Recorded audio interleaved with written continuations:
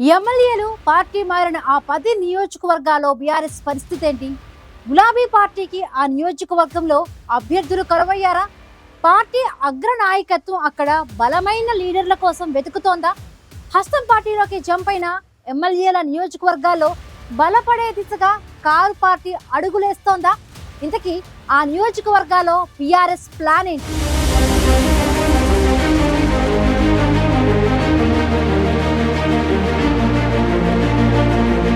TRS అధికారానికి దూరమైన తర్వాత ఆ పార్టీ నుంచి 10 మంది ఎమ్మెల్యేలు కాంగ్రెస్ పార్టీలో చేరారు. ఎమ్మెల్యేలతో పాటు నియోజకవర్గాల్లోని ముఖ్యమైన క్యాడర్ కూడా వారితో పాటే కాంగ్రెస్ పార్టీలోకి జంప్ అయ్యారు.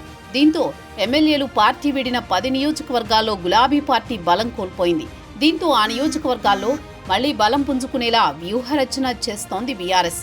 అందులో భాగంగానే ఆ నియోజకవర్గాల్లో బలమైన నేతల కోసం వేట మొదలుపెట్టింది. ఎమ్మెల్యేలు జంప్ అయిన 10 నియోజకవర్గాల్లో కొన్ని చోట్ల లీడర్లున్నా మిగతా చోట్ల మాత్రం ఆ లోటును పూడ్చుకునే ప్రయత్నాల్లో ఉంది బీఆర్ఎస్ నాయకత్వం.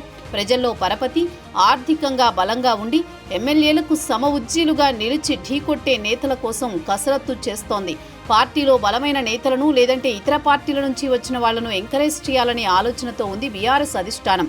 పార్టీ మారిన వాళ్లు మళ్లీ తిరిగొస్తామన్నా ఎట్టి పరిస్థితుల్లోనూ చేర్చుకోమని ఇప్పటికే స్పష్టం చేసింది బీఆర్ఎస్ నాయకత్వం.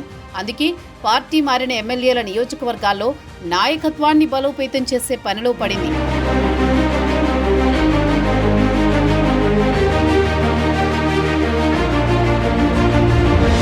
ఎమ్మెల్యేలు పార్టీ మారిన నియోజకవర్గాలను బీఆర్ఎస్ టార్గెట్ చేసింది. ఆ నియోజకవర్గాల్లో వివిధ పార్టీలకు చెందిన ద్వితీయ శ్రేణి నాయకత్వాన్ని చేరదీసే ప్రయత్నం చేస్తోంది. ప్రస్తుతం స్టేషన్ ఘన్పూర్ నియోజకవర్గంలో బీఆర్ఎస్కి ఎలాంటి ఇబ్బంది లేదు.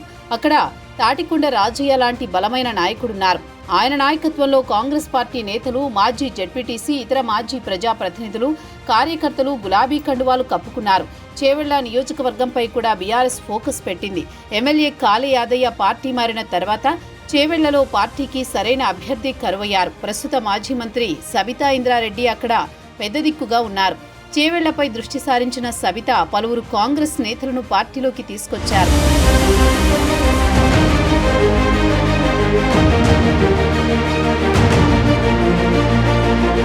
గద్వాల నియోజకవర్గంలో ఎమ్మెల్యే బండ్ల కృష్ణమోహన్ రెడ్డి పార్టీ మారాక అక్కడ బీఆర్ఎస్కి ఇన్ఛార్జి లేకుండా పోయారు. శాట్స్ మాజీ చైర్మన్ ఆంజనేయులు గౌడ్తో పాటు మరో నాయకుడు ఉన్నా పార్టీ నుంచి ఎలాంటి ఆదేశాలు లేకపోవడంతో వాళ్లు సైలెంట్గా ఉన్నారు. ప్రస్తుతం గద్వాలలో కొత్త ఇన్ఛార్జిని నియమించి పార్టీని బలోపేతం చేయాలనే ఆలోచనతో ఉన్నారట గులాబీ బాస్. త్వరలోనే గద్వాలలో పెద్ద ఎత్తున కాంగ్రెస్ నేతలను పార్టీలో చేర్చుకోవాలనే ప్లాన్తో ఉందట బీఆర్ఎస్ నాయకత్వం. ఖైరతాబాద్ లో దానం నాగేందర్ పార్టీ మారిన తర్వాత అక్కడ వారు పార్టీ యాక్టివిటీ తగ్గిపోయింది. దాసోజు శ్రవణ్ కి ఎమ్మెల్సీ పదవి ఇవ్వడంతో ఆ నియోజకవర్గ బాధ్యతలను ఎవరికివ్వాలనే దానిపై నాయకత్వం మల్లగులాలు పడుతోంది. జూబ్లీహిల్స్ కార్పొరేటర్ వెంకటేష్, మన్నే గోవర్ధన్ రెడ్డి ఖైరతాబాద్ బాధ్యతల కోసం పోటీ పడుతున్నా ఇన్ఛార్జు పదవి ఎవరికిస్తారనేది ఆసక్తికరంగా మారింది. షేర్లింగంపల్లి నియోజకవర్గంలోనూ సేమ్ సీన్. కీలకమైన ఈ నియోజకవర్గంలో సిట్టింగ్ ఎమ్మెల్యే లోటుని తీర్చే బలమైన నాయకుడి కోసం అధిష్టానం వెతుకుతోంది.